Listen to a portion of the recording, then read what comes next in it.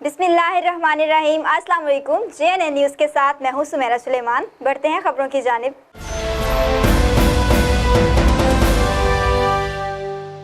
खानपुर के इलाका गरीबाबाद में सीवरेज का निज़ाम बैठ गया। सड़कें और गलियां पानी से भर गई। शहरी घरों में महसूर होकर रह गए।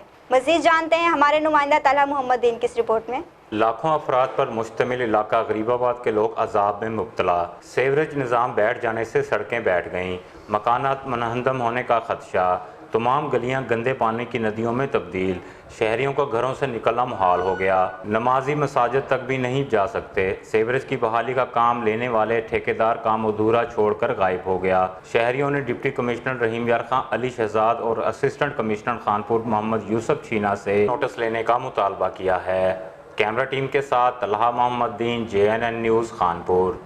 बहुत शुक्रिया तलहा मोहम्मद दीन। तफसीलात से आगाह करने के लिए मजीद खबरों और अपडेट्स के लिए देखते रहिए JNN न्यूज़।